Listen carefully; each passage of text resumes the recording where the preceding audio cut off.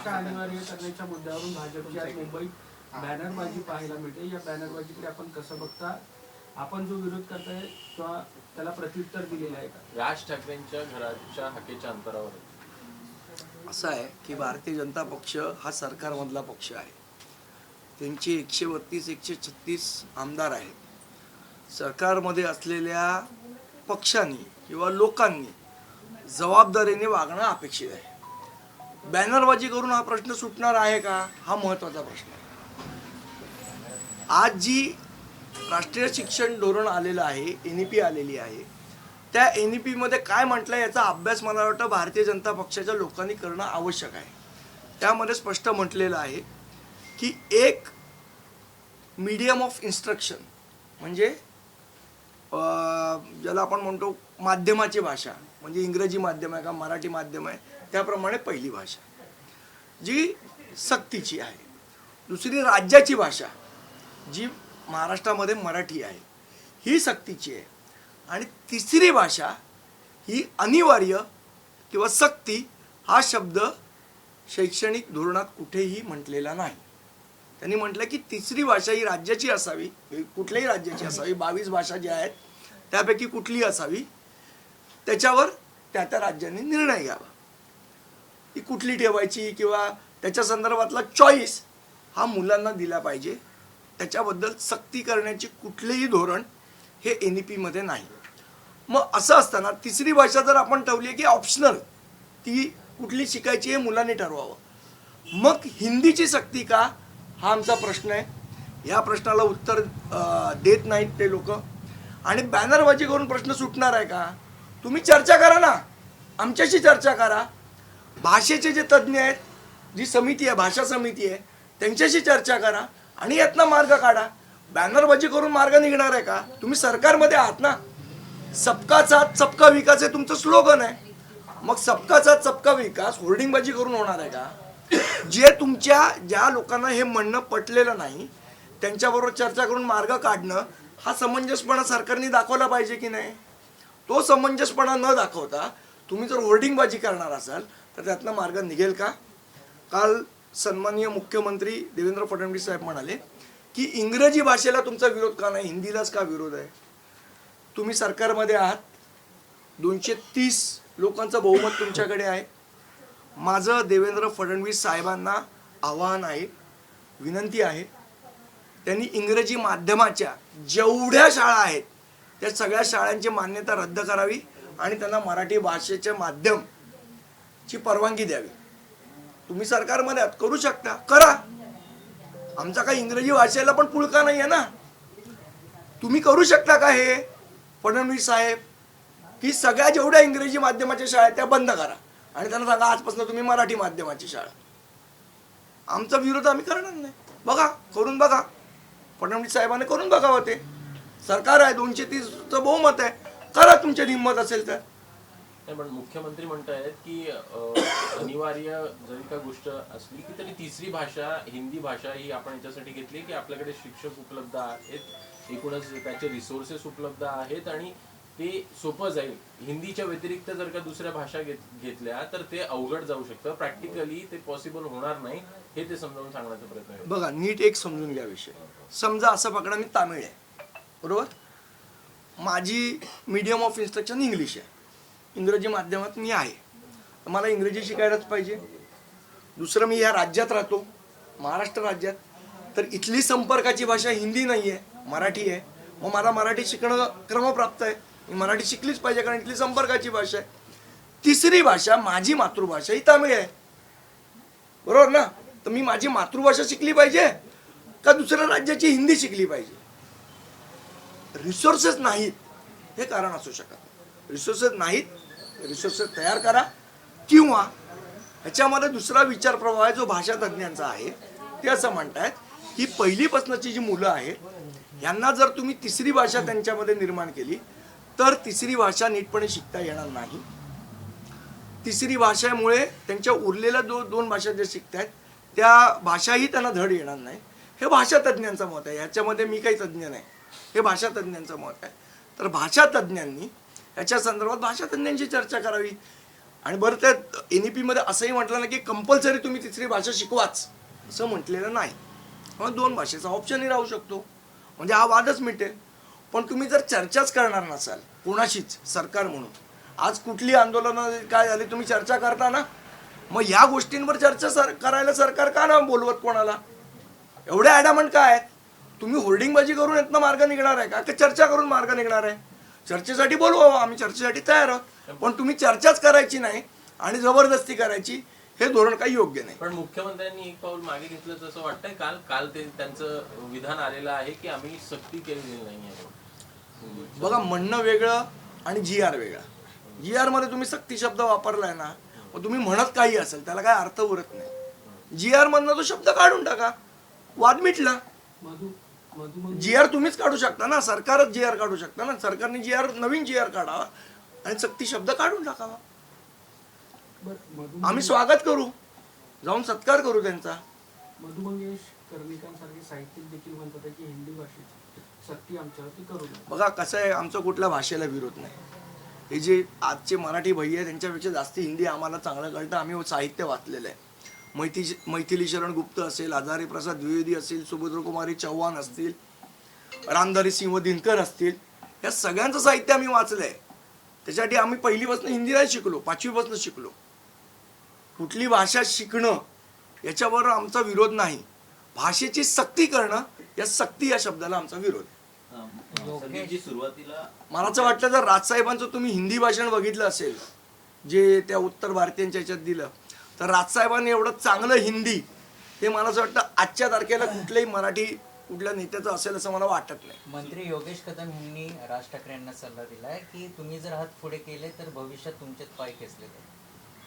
सोड विषय. आता जो विषय आहे ना 2 भावांचा, तो आता सन्मान्य राजसाहेब परदेशात आहेत, ते बाहेर ते जेव्हा येतील तेव्हा त्याच्या संदर्भातलं ते भाष्य करतील. सामनामध्ये अग्रलेख पण मी तुम्हाला पुन्हा एकदा सांगितलं की हा जो काय विषय 2 दिवस चाललेला आहे त्या विषयावर जी भूमिका मांडायची ती सविस्तरपणे मांडलेली आहे.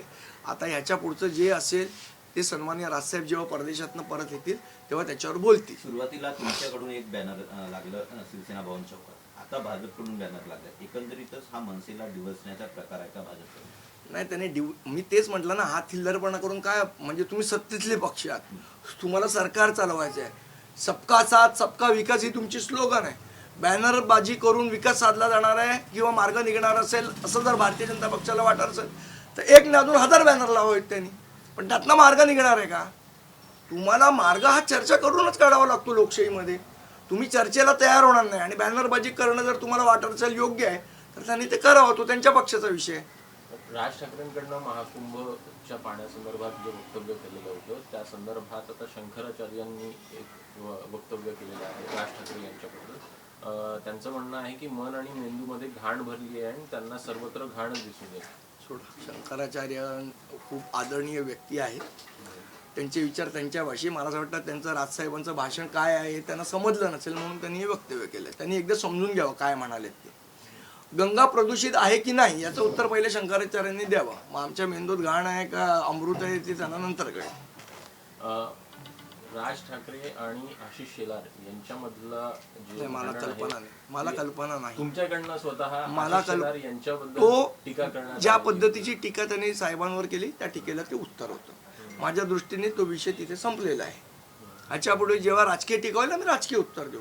वैयक्तिक टीका करू नये ही आमची भूमिका होती.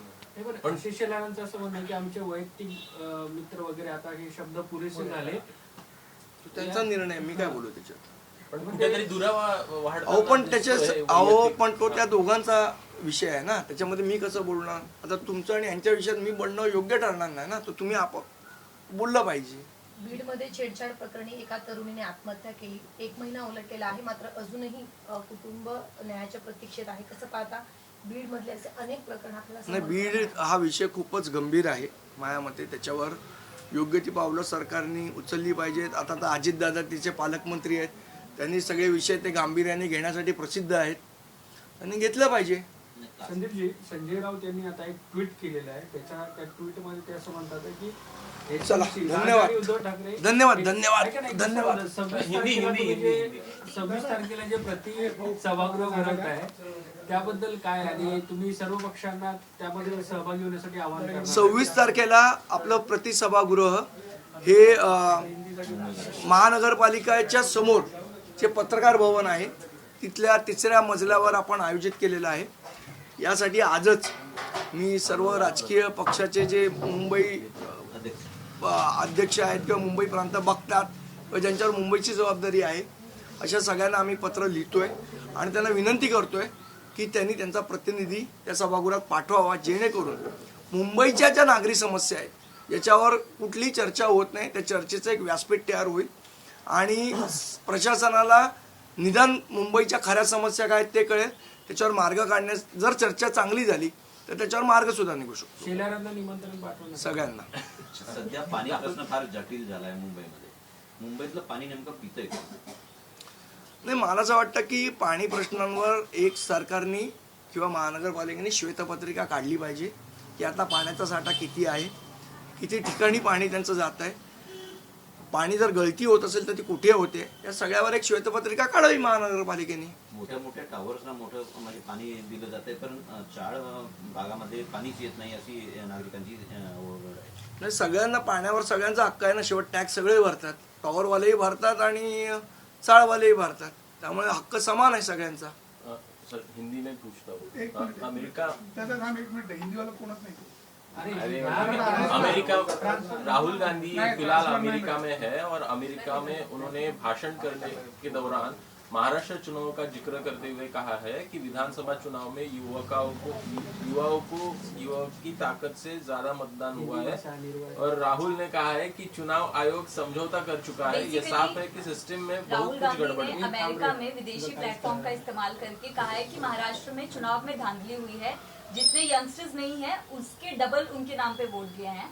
तो क्या कहेंगे, क्या विदेश में इस तरह की बात करनी चाहिए या फिर कांग्रेस ने महाराष्ट्र का मुझे लगता है कि राहुल गांधी साहब को अगर सभी प्रक्रिया में कोई अड़चन दिख रही है या उनका कोई उससे ऐतराज है तो निवडणूक आयोग के सामने उन्होंने कहना चाहिए.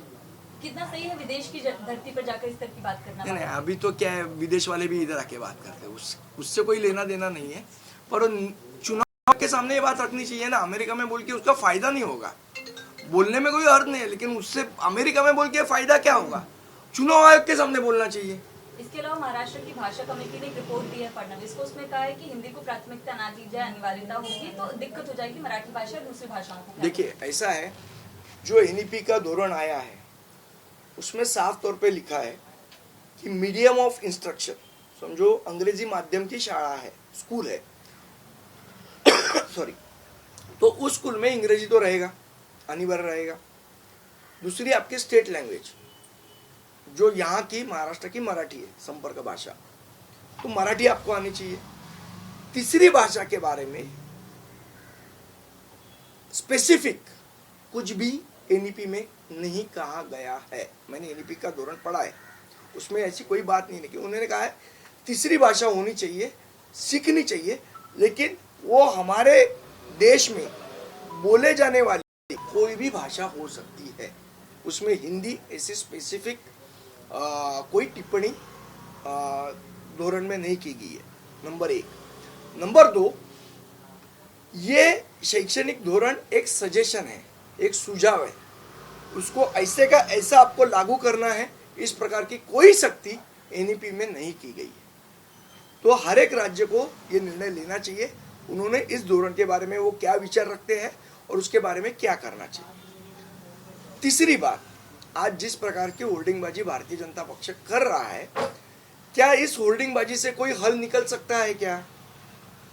आप सत्ताधारी पक्ष हो, आप सरकार में हो, आपके पास 230 का बहुमत है, आप होर्डिंग लगा के इस प्रकार से वातावरण खराब करने की बजाय आप भाषा समिति हो, हम जैसे लोग विरोध कर रहे हैं हिंदी के सख्ती का वो हो, उन सबके साथ चर्चा करनी चाहिए ना. लोकतंत्र में चर्चा करके मार्ग निकाला जा सकता है. होर्डिंगबाजी से मार्ग निकलेगा ऐसी अगर सरकार की भावना है तो मुझे लगता है वो गलत है. आप का स्लोगन है सबका साथ सबका विकास। अभी सबका साथ में आपको सबको साथ में लेना पड़ेगा, खाली एक तबके को साथ लेके विकास नहीं होगा ना। जब हमारे कुछ कंसर्न है इसके बारे में, हमारी कुछ समस्या है इसके बारे में, तो आपको हमारे साथ चर्चा करनी चाहिए। आप चर्चा करे बगैर आप होल्डिंग लगाते फिरोगे तो उससे मामला तो हल नहीं होगा, उल्टा उलझ जाएगा। अभी सरकार को मामला उलझाना है या सुलझाना है वो सरकार तय करेगी। संदीपजी, रामदास कदम म्हणतात आहे की जर राज ठाकरे हे शिवसेनेचे अध्यक्ष असते तर शिवसेना फुटली नसती। मुझे लगता है कि म्हणजे हे सगळं झालेलं आहे। एक हिंदी ले लेते हैं। राज ठाकरे को लेकर सामना में बहुत सारी चीजें लिखी गई है, देखिए ऐसा है, राज साहब अभी प्रदेश में है, वो आएंगे तो इसके बारे में बात करेंगे। लेकिन दो तीन चीजें देशपांडे जी, एक है कि उनका इस्तेमाल कर रही है बीजेपी, नकली हिंदुत्व से उनको गिराने की कोशिश कर रही है, और राज ठाकरे अपने देखिए पॉलिटिकल लाइफ में सफल नहीं हुए। सामना में रोज अग्रलेख लिखा जाता है, रोज अग्रलेख के बारे में हम बात नहीं करते हैं। रही बात जो राज साहब ने उनके इंटरव्यू में कही, उसके ऊपर उद्धव साहब ने जो कहा, इसके बारे में राज साहब आएंगे तो अधिक बात करेंगे। हमारी जो पक्ष की भूमिका एक रखनी चाहिए थी वो हमने रख दी है। आप भी कह रहे हैं कि आप खुश होंगे दोनों भाई साथ आएंगे, फडणवीस भी यही करे, बहुत दोनों भाइयों का सब्जेक्ट मेरे लिए अभी फिलहाल खत्म हुआ है, जब साहब आएंगे तब उसके बारे में बात करेंगे। Thank you.